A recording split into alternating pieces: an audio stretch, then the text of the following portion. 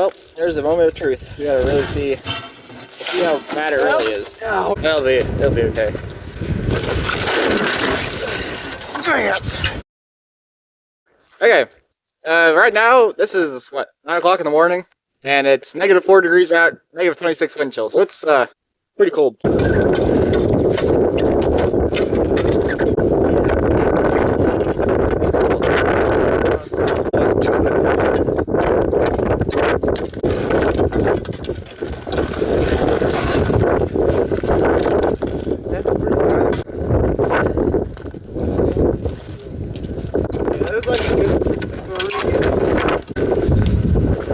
So these are where we keep our 2-year-old bulls. There's your yearling bulls, so once they get, obviously 2 years old, we'll switch them to this pen. You'd think we'd be worried about these bulls running out of the gate like this, but usually they're pretty quiet, cold enough.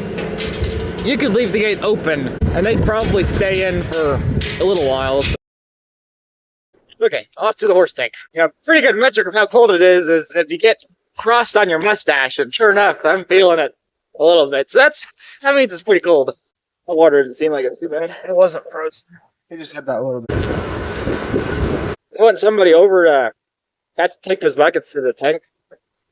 I'll just keep the gate open. Okay. So our plan for this is, this tank's frozen. I'll show you guys in just a second. It'll be okay. Dang it! Luckily it's cold enough it shouldn't soak in at all. Man, that must be slick there.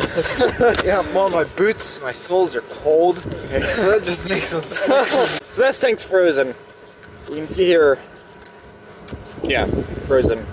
So Riley's we're gonna fill it up, fill the tank up with water from the hydrant, let these bulls drink, and then we're going to cover it up with a tarp, and then turn on the tank heater. Right now it's not turned on because there's no water to heat up, so once we fill it up with water, we'll turn this on, we'll tarp it over so the bulls can't drink the water out of it, and then we'll just let it cook.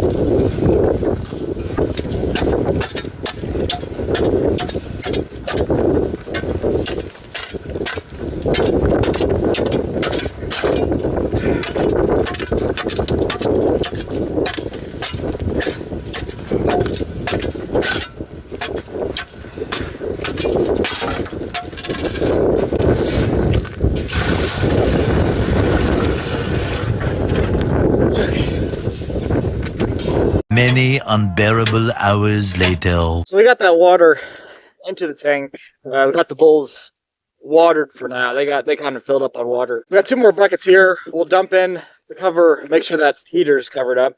And then Riley has a tarp there, has water over it. And then Riley's gonna put this tarp over somehow. I'll get on the other side.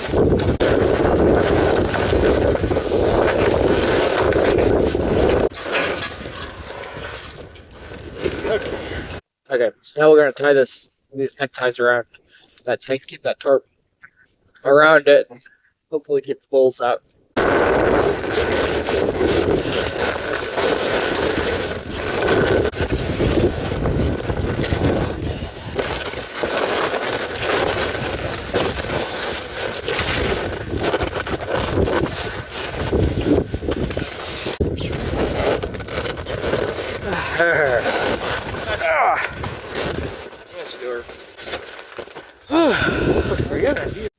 Okay, we just had lunch. Thawing out some more water tanks. Yippee! Yippee! Hooray! So I'm gonna hand this off to Riley, and I'm gonna chop this. When I first started, it started to you can see the water coming up, so it's a good sign.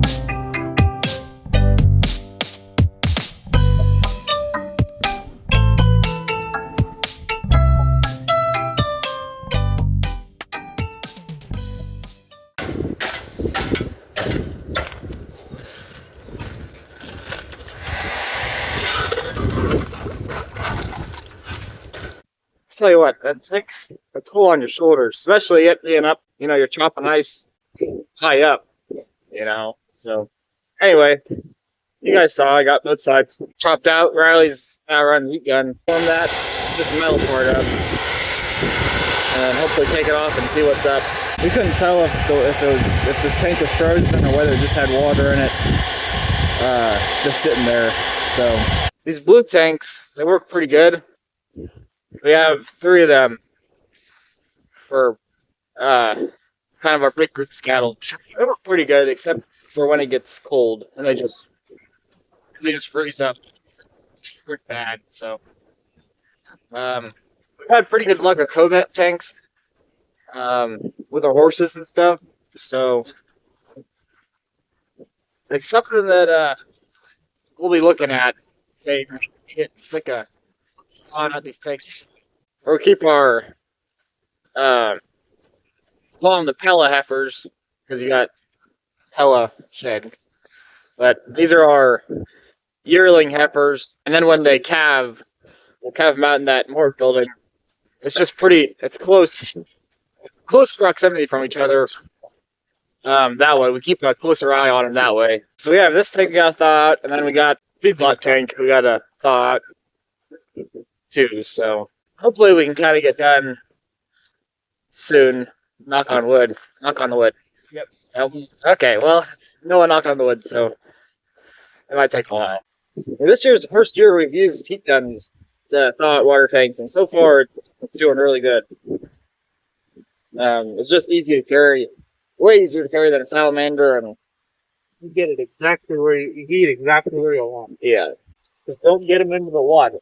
Yeah, Dad kind of found that out the first few times. He got zapped just touching that heat gun into the water. That's probably the only big drawback is electrocution. But other than that, it actually does work pretty well. I mean, one guy can go and thaw these tanks out. Can you just hit the canister?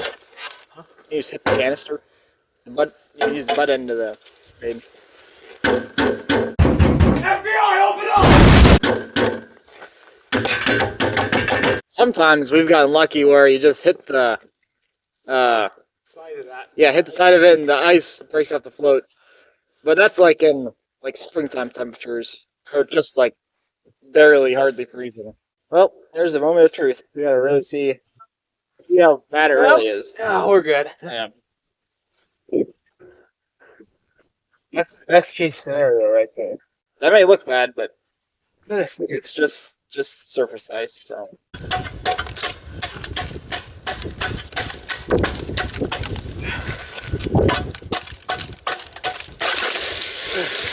Bingo!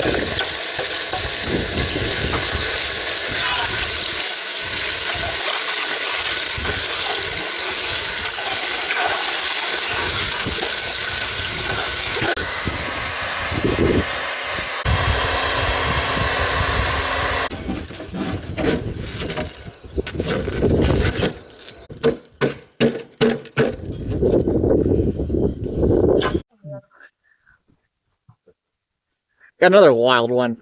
It's okay, bud. Anyway, down here at the feedlot pen, I was over there at the shop and I saw what it looked like there's open water in here. So we got closer, and sure enough, there's water, but it's just not flowing in very fast. So Riley's hooking up. He's unplugging the tank heater. You can see it stretches all the way across here, and then we'll just put the heat gun to it. You can hear it, but it's not flowing in very fast. I'm thinking it's just something in the float just barely catching on the ice. We'll get this unscrewed, and hopefully signs are looking toward it'll be a pretty cut and dry deal, so. Wait. Sometimes these calves get really curious, and they curious, yeah.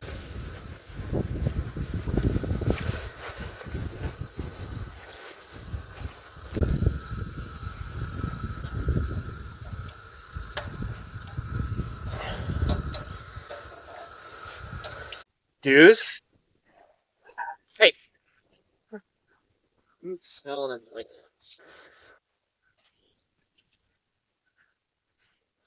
this guy just must have a beef with Deuce. He keeps coming after him.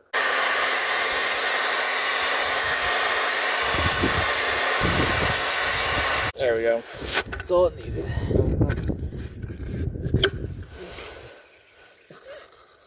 Oh.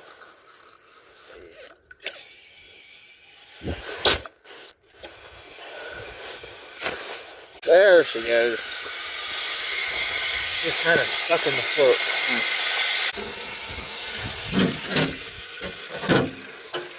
Whatever the case, it's thawed. Deuce. You good? It's okay. Hey!